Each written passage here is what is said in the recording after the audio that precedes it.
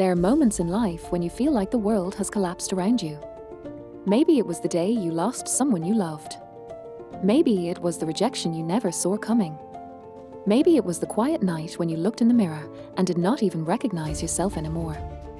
Hopelessness has a way of whispering in those moments, "It is over.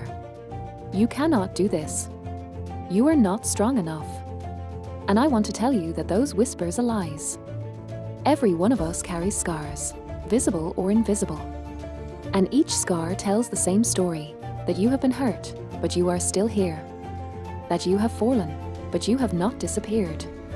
That life has tried to break you, but somehow, in ways you may not even realize, you endured. So right now, if you feel like surrendering, if you feel like you have nothing left to give, let me speak to your heart. This is not the end of your story. Do not measure your worth by today's pain. Do not measure your future by yesterday's failures. The fact that you are listening right now means there is still fight in you. It means that deep down, a small flame refuses to go out. And that flame, that spark, is enough. It may not feel like much, but it is a proof that your strength has not run out. In this journey together, I am going to talk about struggle, about resilience, about choosing courage over despair. And I want you to remember one thing, above all else, do not give up. Because your story is still being written. Life does not spare anyone from hardship.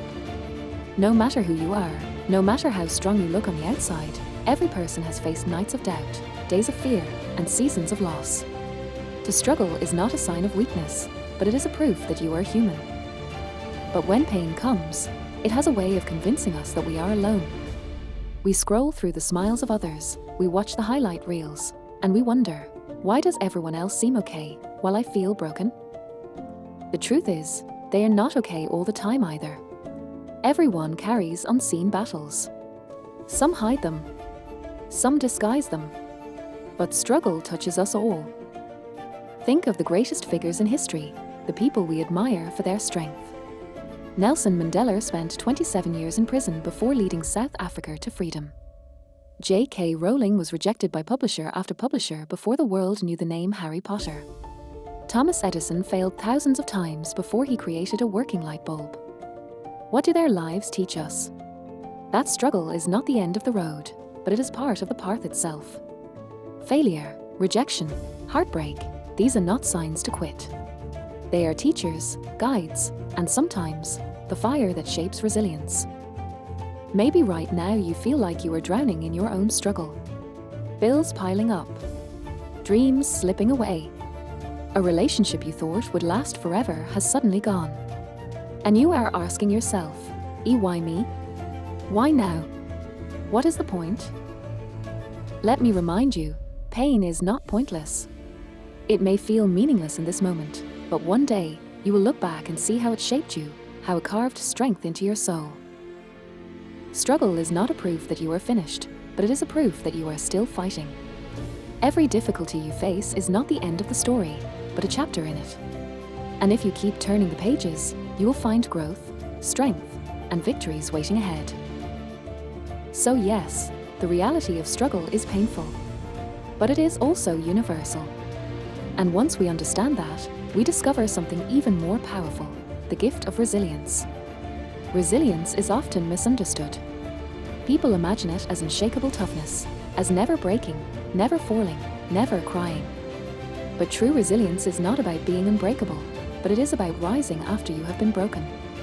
It is not about avoiding the storm, but it is about learning to walk through the rain. Resilience is the quiet strength that whispers, "I will try again tomorrow." Here is the truth. Resilience is not something only a few lucky people are born with. It is not a gift reserved for heroes or saints. Resilience is a skill, a muscle, something that can be built and strengthened in every single one of us. Think about the small ways you have already shown resilience. The mornings you got out of bed when you did not want to. The times you kept going at work despite the weight on your shoulders. The moments you chose kindness even while hurting. Every act of survival, every choice to keep moving, is resilience in action. And here is the beautiful thing, resilience multiplies. The more you practice it, the stronger it grows. Just like lifting weights builds muscle, facing hardship with courage builds inner strength. History is filled with stories of resilience. Viktor Frankl, a man imprisoned in Nazi concentration camps, wrote about how even in the darkest suffering, one freedom remained, the freedom to choose his response. He lost everything, his family, his home, his future as he knew it. Yet he lived with dignity, to find meaning even in despair. Or consider Malala Yousafzai, who was shot simply for wanting an education. Many would have surrendered to fear. Instead, she chose resilience, and her voice became louder than ever, echoing across the world. These stories remind us, resilience does not erase pain, but it transforms pain into power. So how do we build resilience in our own lives? First, embrace small steps. You do not have to leap mountains. You only have to take the next step, however small. Each small act of courage builds momentum. Second, shift your perspective. Instead of asking, "Why is this happening to me?" ask, "What can I learn? How can this grow me?" Painful experiences often carry hidden lessons. Third, lean on support. Resilience does not mean going alone. Friends, mentors, communities, these connections help carry the load when you feel too weak to stand. Finally, believe in tomorrow.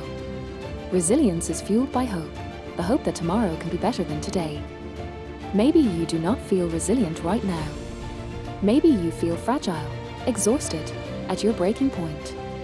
And yet, here you are, listening. That alone is resilience.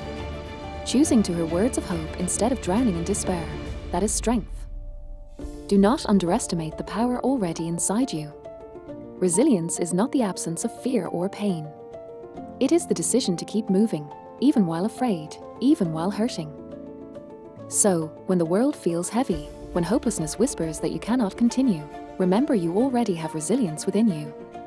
You have survived every difficult day so far, and that is proof that you can survive today as well. And now, having discovered the power of resilience, we move into the next truth, the courage to choose hope, even when despair feels louder. Courage is often painted as dramatic, a soldier running into battle, a hero rescuing someone from danger.